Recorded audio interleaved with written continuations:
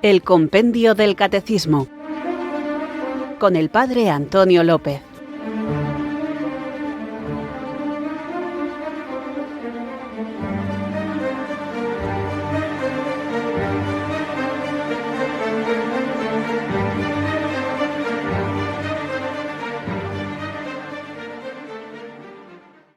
Muy buenas tardes, amantes apasionados, buscadores de la verdad. Recibid mi abrazo del Padre Antonio López desde Irurzun, en Navarra, los que aceptáis la invitación del Señor a seguirle y queréis hacerlo con profundidad, no de una manera superficial, sino conociendo a fondo lo que nuestra revelación, que el Espíritu Santo comunica a través de su Iglesia, quiere mostrarnos sobre el amor de Dios, y para eso está este programa, para ayudarnos a madurar en la fe, enraizarla en la vida e irradiarla en el testimonio. Vamos avanzando poquito a poco con el libro del Compendio del Catecismo y hoy vamos a dar comienzo a la segunda sección de la primera parte del Compendio del Catecismo, cuyo título es La profesión de la fe cristiana. Antes de empezar, quiero recordaros que toda la finalidad de la doctrina y de la enseñanza debe ser puesta en el amor que no acaba, porque se puede muy bien exponer lo que es preciso creer, esperar o hacer, pero sobre todo debe resaltarse que el amor de nuestro Señor siempre prevalece, a fin de que cada uno comprenda que todo acto de virtud perfectamente cristiano no tiene otro origen que el amor, ni otro término que el amor. Vamos a comenzar, pues, y lo hacemos con una preciosísima oración que, como la conocéis de memoria, os animo a que no solo la escuchéis, sino que la recemos juntos. Pues tú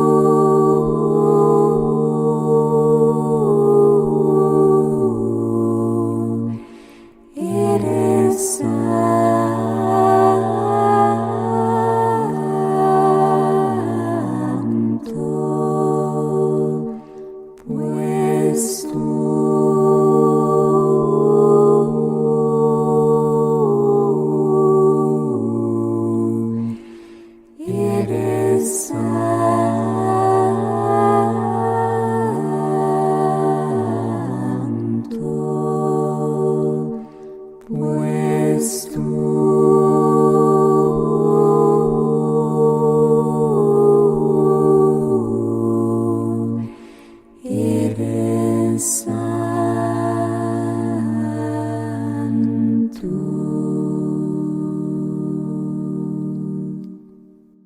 Creo en Dios, Padre Todopoderoso, Creador del cielo y de la tierra.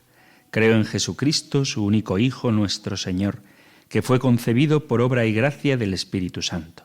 Nació de Santa María Virgen, padeció bajo el poder de Poncio Pilato, fue crucificado, muerto y sepultado, descendió a los infiernos.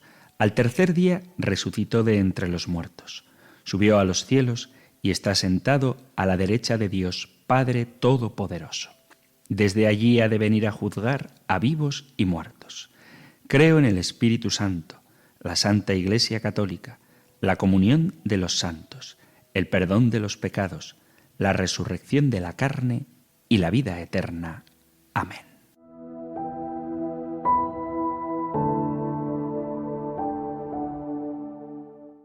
Pues tú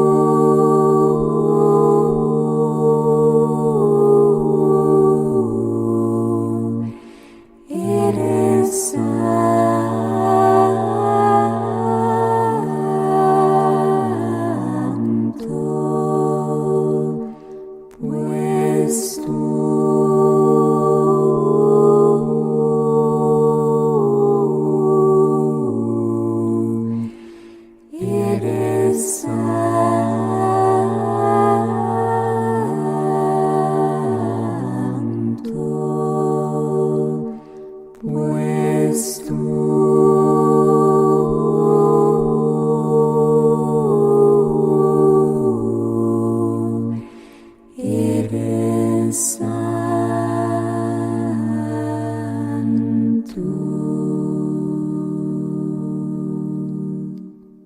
Hemos invocado al Espíritu Santo con el credo, en concreto el credo apostólico, el símbolo de los apóstoles, porque esta oración tan bonita que repetimos en las solemnidades y en los domingos es el guión, el argumento del que vamos a tratar en toda esta segunda sección del compendio del Catecismo.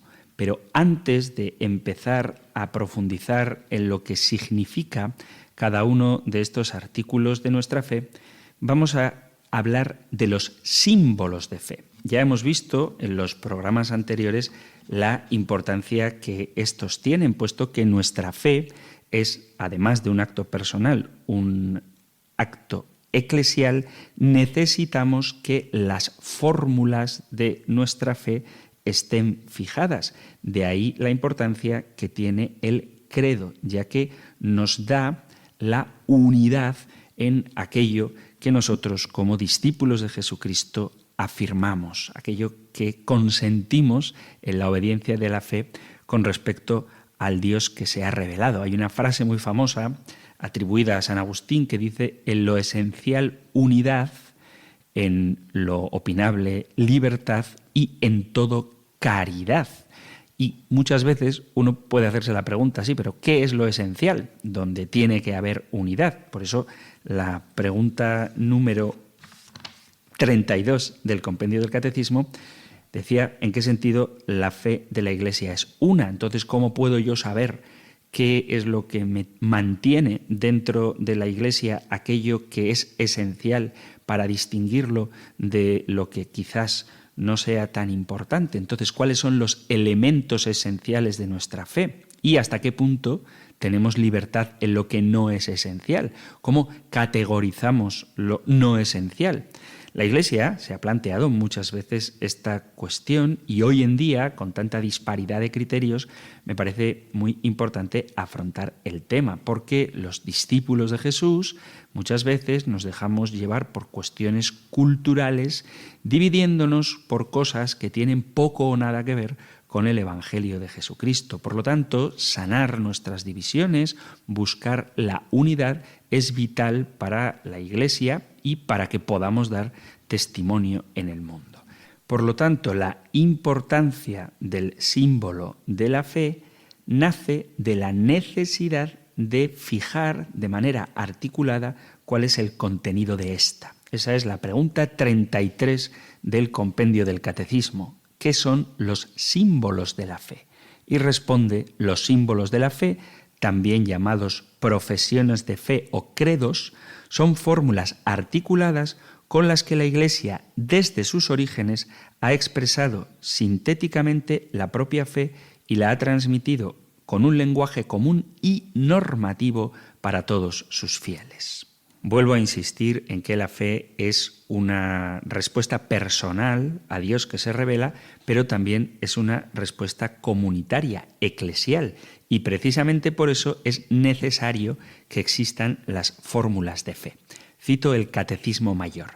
Quien dice yo creo, dice yo me adhiero a lo que nosotros creemos. La comunión en la fe necesita un lenguaje común de la fe normativo para todos y que nos una en la misma confesión de fe. Las diferentes fórmulas oficiales por las que la Iglesia proclama lo fundamental de su fe hacen relación a dos características de la fe que ya hemos hablado antes. La fe es un acto libre de la persona que tiene necesariamente una dimensión eclesial, de modo que para decir creo es necesario adherirse a un contenido de la fe y a un acto de fe previo, que son la fe de la Iglesia, que se manifiesta en un creemos que es común a todos. Por eso cuando alguien diga yo tengo fe, sí, pero ¿en qué o en quién? ¿A quién te unes? ¿A qué comunidad, a qué iglesia te unes en la profesión de esta fe? Y para podernos unir a la fe de la Iglesia, tanto en la propia profesión de fe como en la celebración, en la liturgia, es necesario que haya un lenguaje común, unas fórmulas comunes que podamos recitar juntos para expresar la comunión en la misma fe, sin la cual no hay unidad en la Iglesia ni unión a ella. La Iglesia nos enseña el lenguaje de la fe. Aunque nosotros no creemos en fórmulas, sino en Dios, Estas fórmulas en las que la fe se proclama en palabras permite expresar, transmitir, celebrar, asimilar y vivir la fe. No debemos olvidar nunca que la unidad de la Iglesia se fundamenta en la unidad de la fe, y esa unidad tiene que expresarse en un lenguaje común a todos los cristianos. Por eso necesitamos un modo de expresar juntos lo que creemos. Si no podemos confesar una fe común, es que no pertenecemos a la misma Iglesia. Teniendo en cuenta que en las formulaciones de la fe no importan solo las palabras, sino el contenido de las mismas, es decir, las realidades a las que se refieren. Por lo que no basta la coincidencia formal, meramente verbal, de las palabras que pronunciamos, sino la coincidencia en su contenido, en las realidades a las que se refieren. Y de eso iremos hablando a lo largo de todo este apartado, porque no veremos solamente las palabras que recitamos en el credo, sino cuál es el significado que en ellas se quiere expresar. Solo por poner un ejemplo, un miembro de la Iglesia luterana podría recitar el credo apostólico, donde afirmamos creer en la Iglesia una santa católica y apostólica. ¿Y cómo es posible que un luterano crea en la Iglesia católica si está fuera de ella? Porque el contenido de la formulación no lo entiende igual que lo podemos entender quienes pertenecemos a la Iglesia de Jesucristo, la fundada por él, y que tiene como cabeza visible al Papa. De ahí que no baste solamente con la formulación, sino también teniendo en cuenta cuál es el contenido. El catecismo incide mucho en que ese lenguaje es normativo, no optativo, porque surge del magisterio de la Iglesia, que interpreta de forma fiel y auténtica la revelación recibida y transmitida por medio de la Biblia y de la tradición. De tal manera que esas formulaciones oficiales de la fe se convierten en norma de fe. Quien no las profesa está fuera de la Iglesia, porque, aunque no guste la palabra, contienen lo que es obligatorio creer para ser cristianos, y estas fórmulas no se pueden cambiar a gusto, ni reinterpretar de cualquier manera, ni seleccionar de ellas lo que se acepta y lo que se rechaza. No faltan ejemplos de manipulación de la oración del credo a lo largo de la historia de la Iglesia, pero quizás hoy en día sucede de una forma, por lo menos para nosotros, que nos toca vivir en el aquí y ahora, es más influyente, nos afecta más. Pablo VI, cuando todavía no había terminado el Concilio Vaticano II, sintió la necesidad de hacer una profesión de fe solemne, clara y valiente ante una situación de confusión que ya por entonces se podía percibir. Decía él, Pablo VI, bien sabemos al hacer esto por qué perturbaciones están hoy agitados en lo tocante a la fe algunos grupos de hombres, los cuales no escaparon al influjo de un mundo que se está transformando enteramente, en el que tantas verdades son o completamente negadas o puestas en discusión. Más aún, vemos incluso a algunos católicos como cautivos de cierto deseo de cambiar e innovar.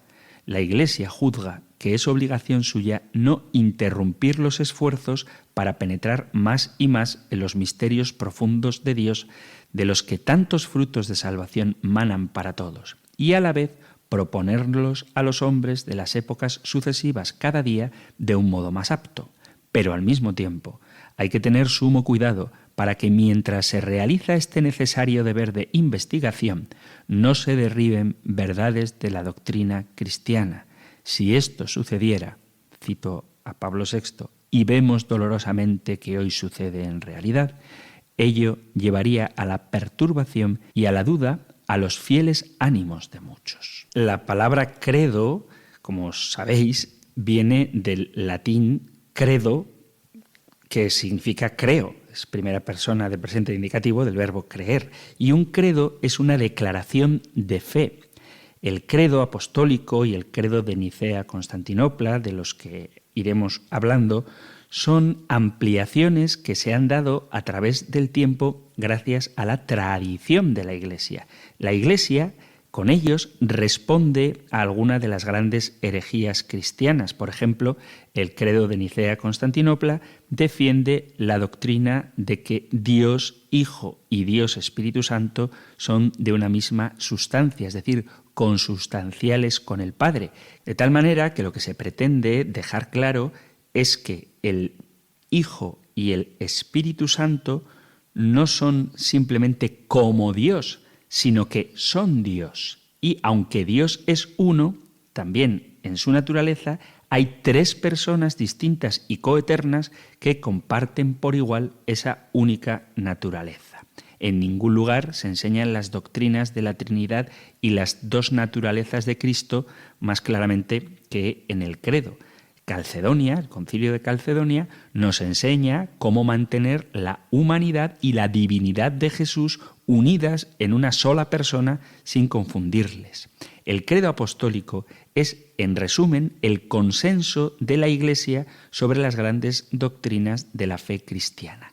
Y estos son marcadores de límites que ningún cristiano puede sobrepasar sin salir de la fe cristiana. Decía San Atanasio, quien quiera ser salvo es necesario que tenga ante todo la fe católica. ¿Por qué os pongo este ejemplo? Porque no se puede llamar cristiano a alguien que no profesa lo que dice el credo en el sentido en que lo firma el credo. Por ejemplo, y no es que les tenga manía, de verdad, creedme que no les tengo manía, pero quizás son los más conocidos. Los testigos de Jehová niegan que Jesús sea Dios y por lo tanto no se les puede denominar, no se les puede llamar cristianos, lo mismo que lo niegan también los mormones o todas las sectas unicitarias que no creen que exista una trinidad de personas en el único Dios. Entonces, todos estos grupos no se pueden llamar cristiano. El credo no es algo opcional, no es una opinión. Solo se puede denominar cristiano, y hablo de cristiano ahora en el sentido amplio de la palabra, no únicamente católico, sino cristiano. No se puede denominar cristiano quien no acepte todos los artículos del credo, porque en él está condensada la fe de la Iglesia en un lenguaje común, dice el compendio, y normativo para todos los fieles.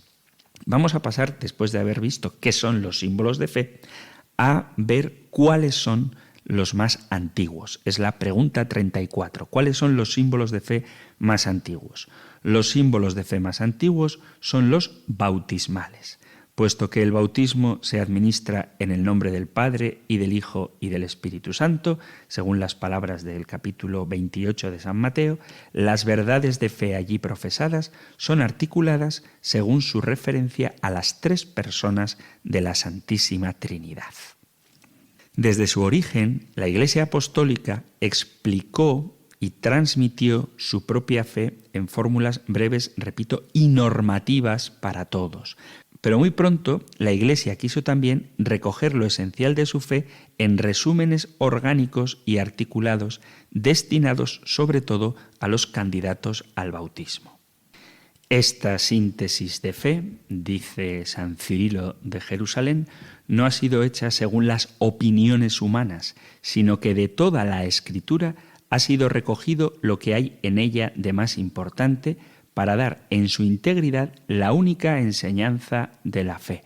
Y como el grano de mostaza contiene en un grano muy pequeño gran número de ramas, de igual modo, este resumen de la fe encierra en pocas palabras todo el conocimiento de la verdadera piedad contenida en el Antiguo y en el Nuevo Testamento. En la misma Escritura aparecen ya formulaciones de la fe sin que lleguen a ser propiamente credos en el sentido estricto de la palabra, pero que sí son verdaderas fórmulas de fe que expresan de forma oficial y obligatoria elementos esenciales de la fe común de la Iglesia. La tradición, en forma de confesión, sintetiza lo esencial de enunciados breves que quieren conservar el núcleo del acontecimiento. Son la expresión de la identidad cristiana, la confesión gracias a la cual nos reconocemos mutuamente y nos hacemos reconocer ante Dios y ante los hombres. Incluso podríamos encontrar verdaderas fórmulas de fe en el Antiguo Testamento que servían para manifestar la fe común del pueblo a la antigua alianza en ese momento de la historia de la revelación. Piénsese, por ejemplo, en la famosa Shema, que proclama el elemento fundamental de la fe judía. Está en el capítulo 6, versículo 4 del Deuteronomio. Escucha, Israel, el Señor es nuestro Dios, el Señor es uno solo. La importancia que se le da a esta fórmula aparece en el mismo texto bíblico. Un poquito más adelante, capítulo 6 del Deuteronomio, versículo 6, estas palabras que yo te mando hoy estarán en tu corazón, se las repetirás a tus hijos y hablarás de ellas estando en casa y yendo de camino, acostado y levantado. Las atarás a tu muñeca como un signo, serán en tu frente una señal. Las escribirás en las jambas de tu casa y en tus portales. Merece la pena que, por su importancia, nos detengamos a analizar los dos ejemplos de confesión de fe breves pero imprescindibles que señala el Catecismo y aparecen en el Nuevo Testamento, en concreto en las cartas de San Pablo. Dice la carta de San Pablo a los Romanos en el capítulo 10, versículo 9. Si profesas con tus labios que Jesús es Señor y crees con tu corazón que Dios lo resucitó de entre los muertos, serás salvo. Se trata, como veis, de una fórmula brevísima y que se centra solo en Jesús y en lo esencial de Jesús, su título principal y el acontecimiento central de su vida y su misión. Hay que recordar que el título de Señor hace referencia al Dios del Antiguo Testamento. Yahvé es el Señor. De hecho, la traducción griega de la Biblia traduce el Yahvé hebreo por el Kyrios griego, que es la misma palabra con la que se afirma que Jesús es el Señor, es decir, el Kyrios. Esta confesión esencial de la fe, Jesús es el Señor, equipara a Jesús con el Dios del Antiguo Testamento, aunque no lo identifica con él, porque es Dios el que resucita a Jesús. Es una afirmación de su divinidad y de su papel como Señor del mundo y de la historia. La misma fórmula aparece como culminación del himno litúrgico que San Pablo recoge en la carta a los Filipenses. Y toda lengua proclame: Jesucristo es Señor, para gloria de Dios Padre. También esta fórmula la utiliza San Pablo en la carta a los romanos y es muy antigua. Era conocida por los cristianos a quienes se dirigía la carta. No hay que perder de vista la relación que se establece en este texto de San Pablo entre creer con el corazón y profesar con los labios. No basta con creer, hay que profesar, pero hay que creer de corazón lo que se profesa. Y hay también una relación entre las dos realidades. Creemos que Jesús es el Señor porque ha muerto y ha resucitado. También hay que tener en cuenta que esta fe de corazón y esta profesión con los labios es necesaria para la salvación. Aparece desde un principio que hay un contenido de la fe que hay que profesar públicamente, sin el cual no es posible la salvación. Esta idea permanecerá presente en todas las formulaciones de fe, de tal manera que el que no confiese sinceramente estas realidades no solo queda fuera de la Iglesia, sino excluido también de la salvación. Por eso el Catecismo afirma que estas fórmulas son normativas para todos y obviamente también para nosotros y para siempre. La confesión tiene dos partes. Se afirma que Jesús es el Señor y con ello, teniendo en cuenta el sentido veterotestamentario de la palabra Señor, se evoca su divinidad. A ello se asocia la confesión del acontecimiento histórico fundamental. Dios lo ha resucitado de entre los muertos. Se dice también qué significado tiene esa confesión para el cristiano. Es causa de salvación. Nos introduce en la verdad que es salvación. Dice la primera carta a los Corintios, capítulo 15, versículo 3, porque yo os transmití en primer lugar lo que también yo recibí, que Cristo murió por nuestros pecados según las Escrituras, y que fue sepultado, y que resucitó al tercer día según las Escrituras, y que se apareció a Cefas y más tarde a los 12.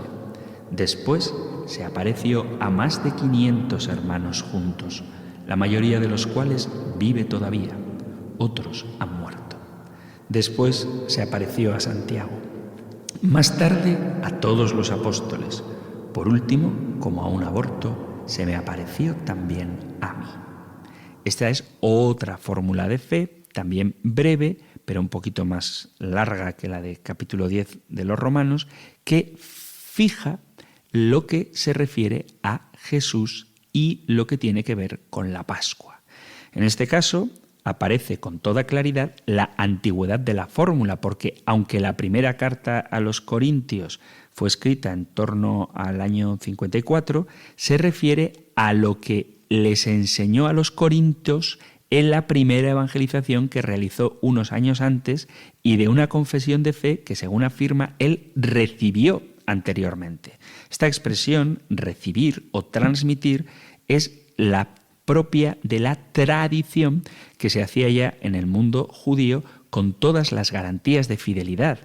No solo vemos aquí la antigüedad de esta fórmula de fe, sino la conciencia clara del apóstol San Pablo de que él es transmisor y garante de una expresión de fe oficial y normativa.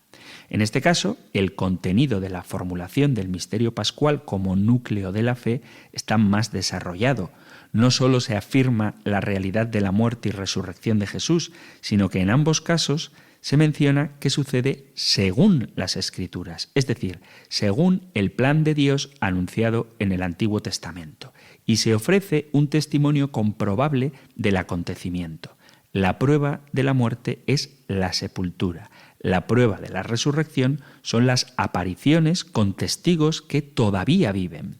En el caso de la muerte se añade al acontecimiento y a la prefiguración por las Escrituras la interpretación de esa muerte que es imprescindible, es esencial para la fe. Cristo murió por nuestros pecados. La pasión y la cruz es el acontecimiento salvador que nos libera del pecado. El mismo Jesús, durante su ministerio público, ayudó a entender el significado salvador de su muerte, especialmente anunciado por el cántico del siervo de Yahvé del libro de Isaías, en el capítulo 52 y en el capítulo 53. Lógicamente, el testimonio recibido termina con la aparición a Pedro y a los 12. Pablo puede añadir su propia experiencia. Él también se ha encontrado con el resucitado, lo que supuso no solo su conversión, sino el fundamento de su misión apostólica. Si él se considera un aborto, es porque antes de ese encuentro era perseguidor de la Iglesia y por tanto de Cristo. Es curioso que la aparición a Pedro no se narra en ninguno de los evangelios y sin embargo es un fundamento imprescindible para la fe. La recogen las palabras de los 11 y sus compañeros a los discípulos de Emaús después del encuentro con el resucitado y que es una verdadera fórmula de fe. Era verdad, ha resucitado el Señor y se ha aparecido a Simón, dice Lucas capítulo 24, versículo 34. Según el contexto, esto es ante todo una especie de breve narración, pero ya destinada a convertirse en una aclamación y en una confesión que afirma lo esencial, el acontecimiento y el testigo que es su garante. Todas estas formulaciones no son simplemente afirmaciones frías y teóricas que el cristiano tiene que hacer, sino que se trata de la expresión de la fe necesaria para la salvación. Así lo dice San Pablo cuando en un brevísimo credo escribe a los corintios: «Os recuerdo, hermanos, el evangelio que os anuncié y que vosotros aceptasteis, en el que además estáis fundados y que os está salvando, si os mantenéis en la palabra que os anunciamos. De lo contrario, creísteis en vano».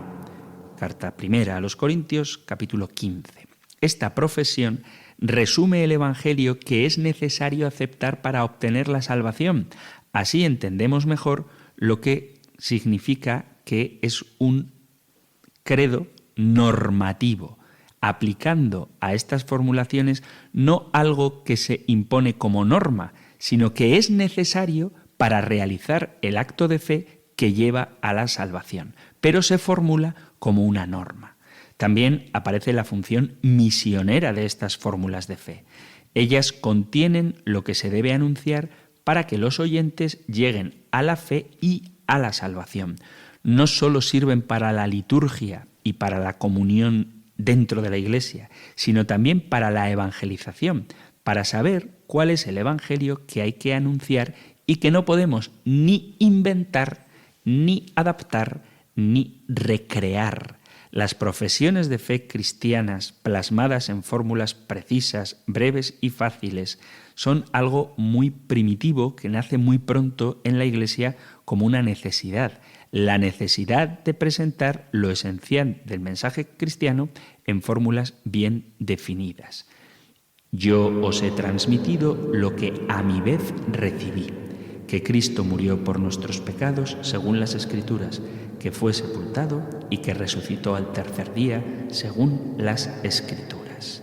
Necesidad ciertamente de tipo litúrgico. Antes de recibir el bautismo, era natural que los catecúmenos hicieran la profesión de fe de la nueva religión a la que se comprometían, y para ello les presentaba la Iglesia, de un modo condensado y breve, lo más esencial del mensaje cristiano.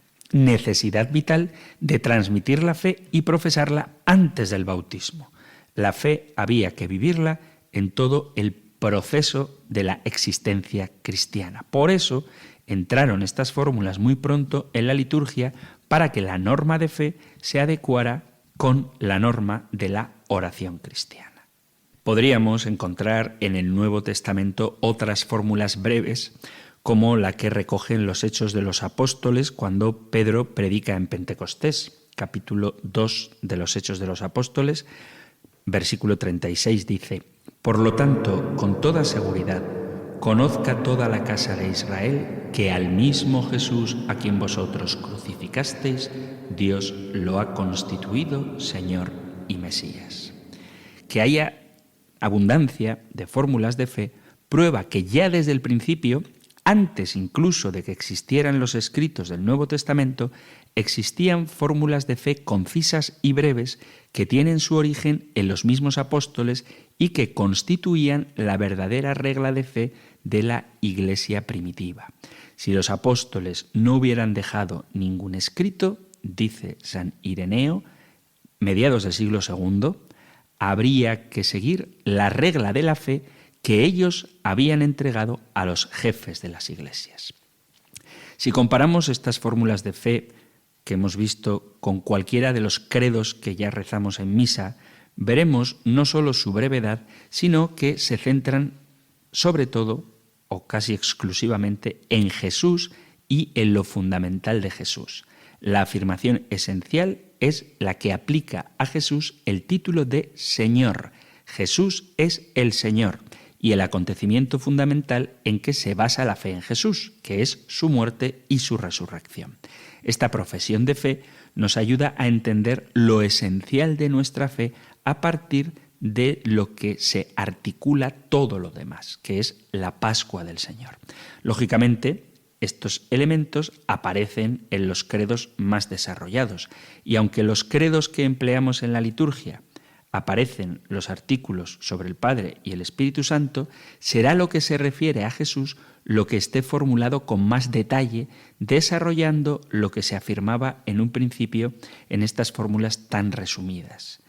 Ya en estas primeras fórmulas de fe vemos las características que tendrán las sucesivas formulaciones más largas que hoy nosotros llamamos los credos. Son resúmenes. Lo son estas primeras formulaciones, especialmente sintéticas y referidas a lo esencial, pero también son resúmenes de la fe de la Iglesia y de la Escritura los que usamos en la liturgia. Tienen valor, como un buen resumen, de presentar lo esencial, pero no puede perderse de vista que no lo abarcan todo y que lo que se afirma se puede y se debe conocer y comprender con más detalle. Por eso tiene sentido que vayamos a dedicar las sucesivas preguntas del compendio del Catecismo a conocer con más detalle y profundizar en cada uno de los artículos del credo. Además de ser resúmenes, son orgánicos, pretenden ser completos en lo esencial de la fe, presentada de forma ordenada y proporcionada.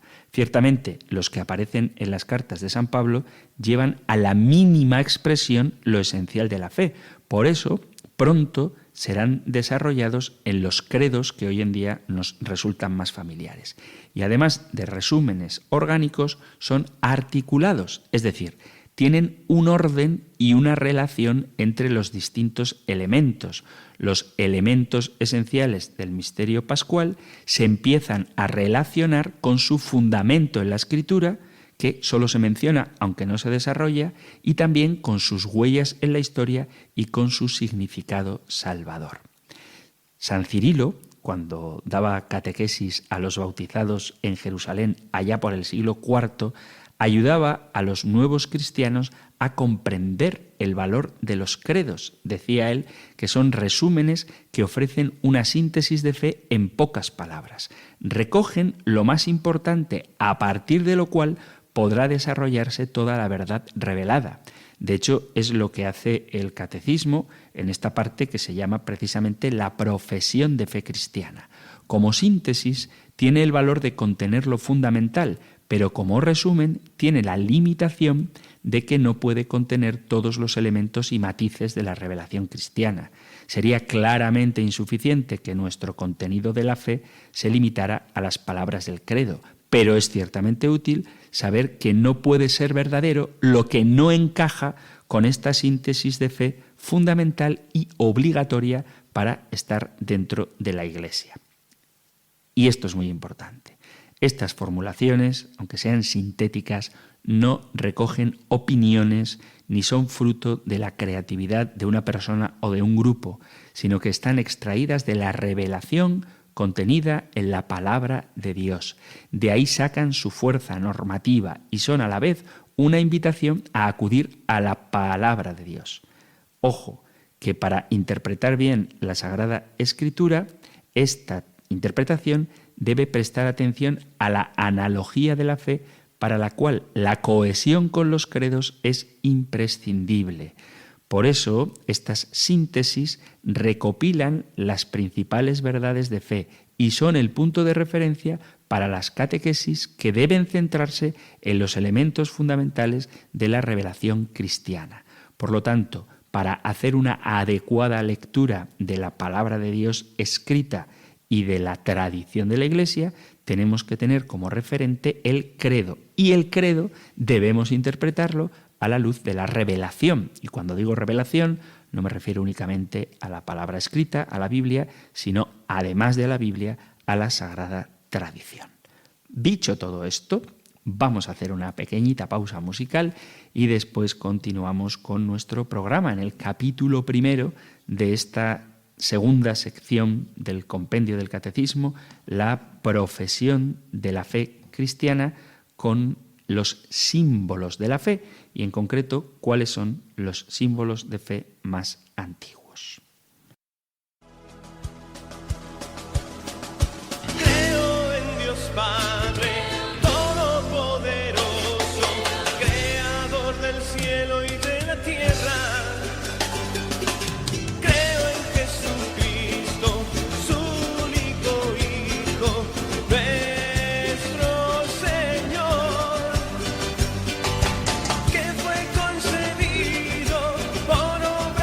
Gracia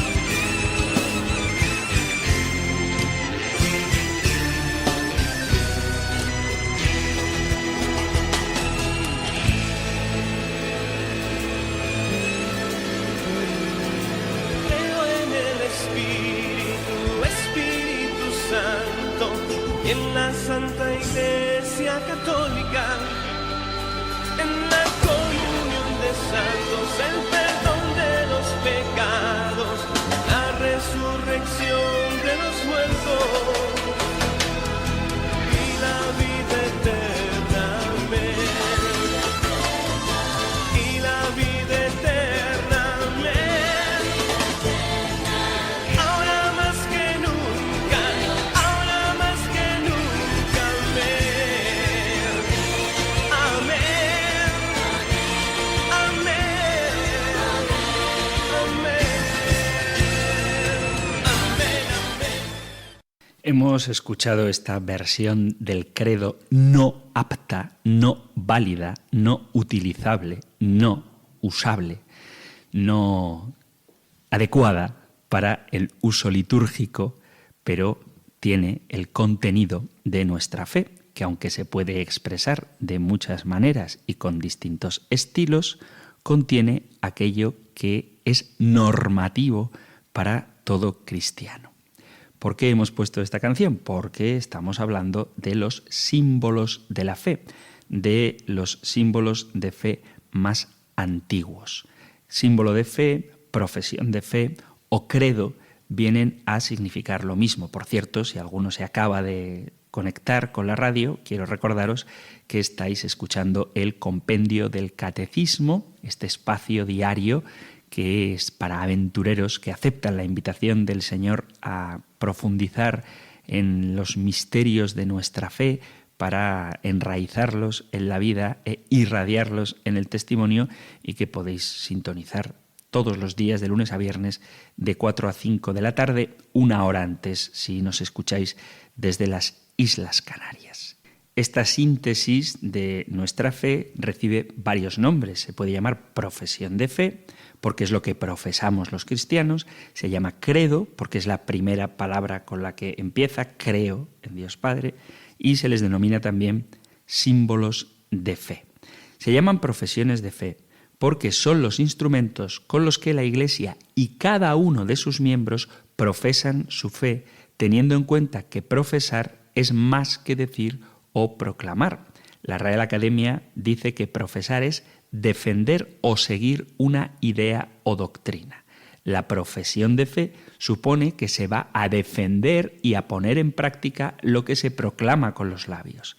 Hay que tener en cuenta que el otro sentido de profesar tiene que ver con el acto del novicio que se compromete a cumplir los votos en la congregación, en la orden religiosa en la que va a entrar. En un mundo como el nuestro, en el que se ha perdido la conexión entre lo que se dice y lo que se vive, en el que ya no se está dispuesto a luchar y sufrir por defender lo que se cree, los cristianos, cuando profesamos la fe, tenemos que ser conscientes del compromiso de coherencia y de valentía que supone manifestar públicamente la fe.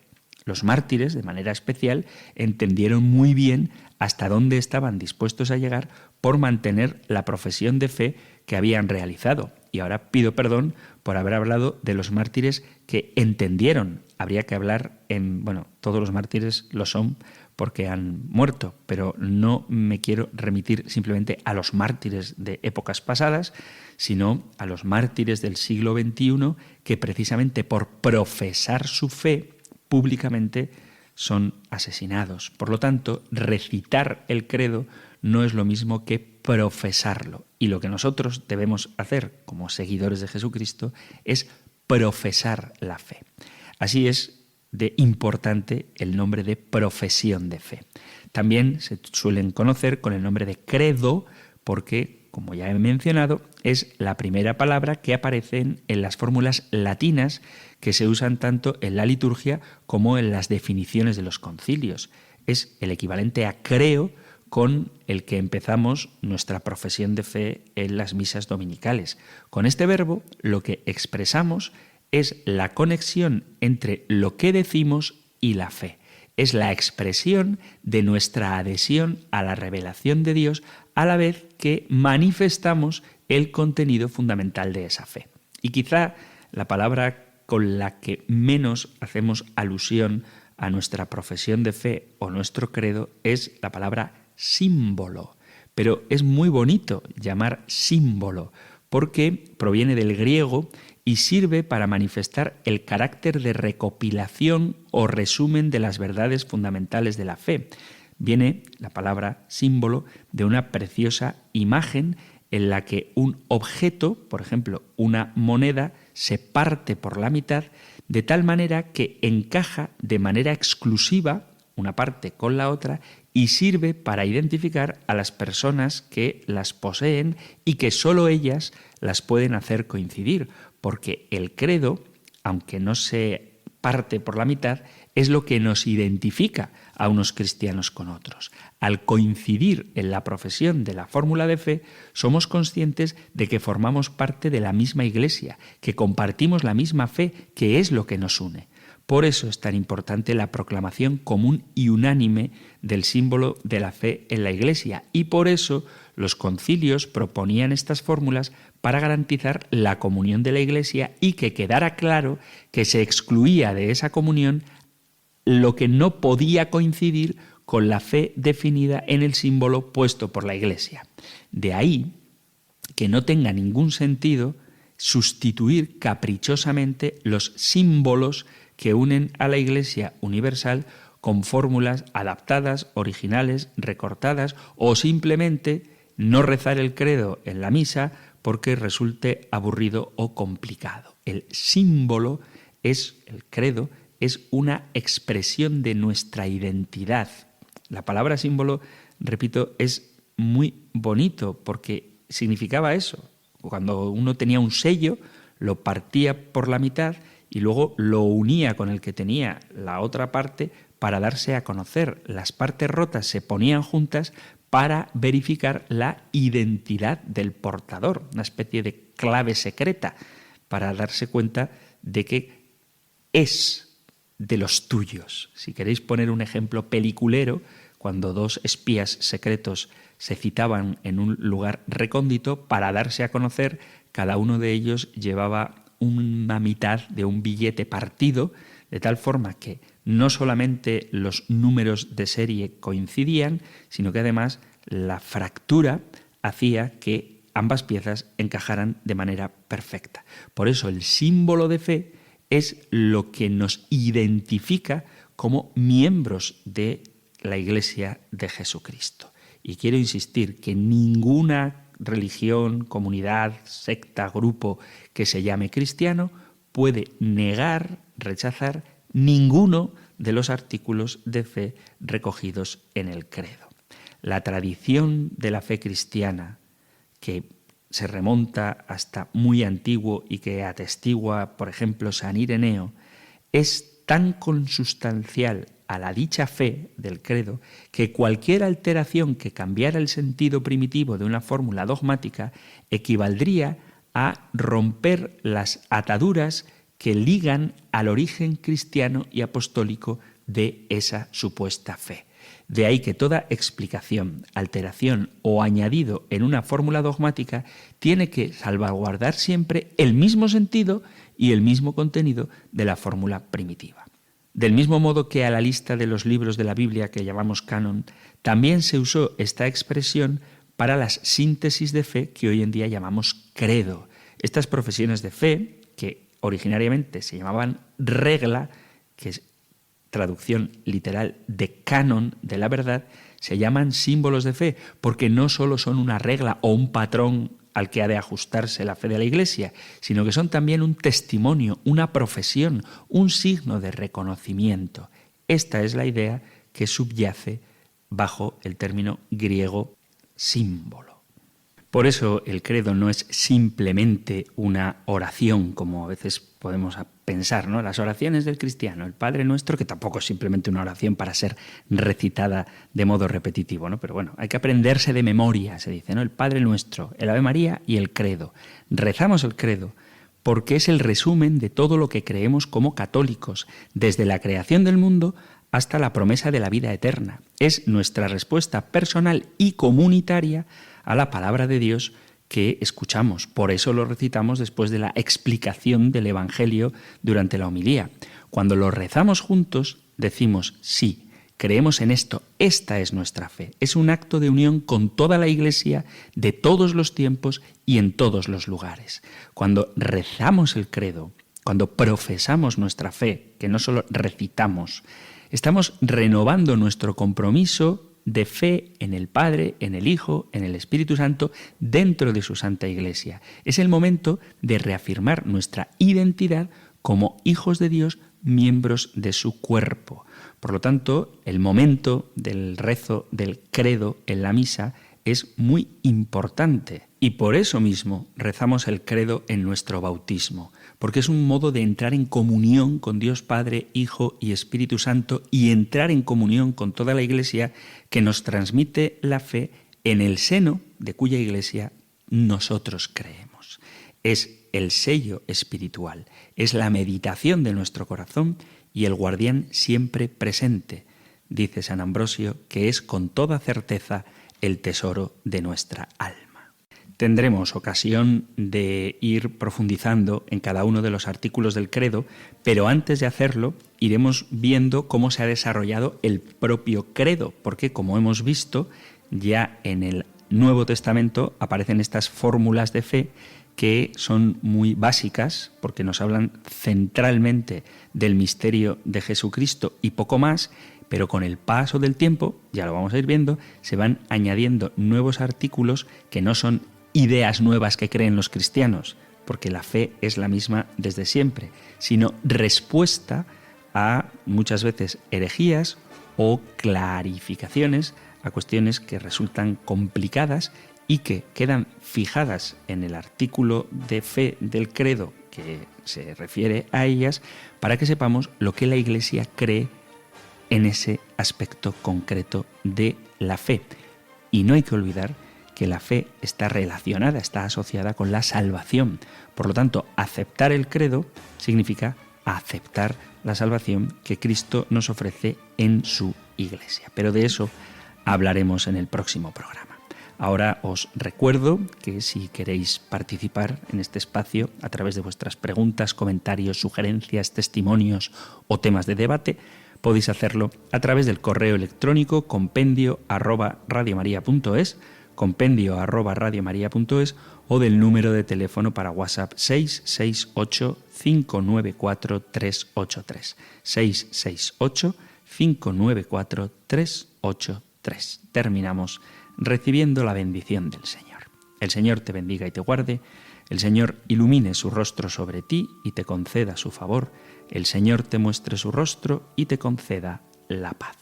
Pidiendo a Dios Padre la plenitud del Espíritu Santo y de la mano de María, Madre del Hijo, os emplazo hasta un nuevo programa del Compendio del Catecismo. Muchísimas gracias y que Dios os bendiga.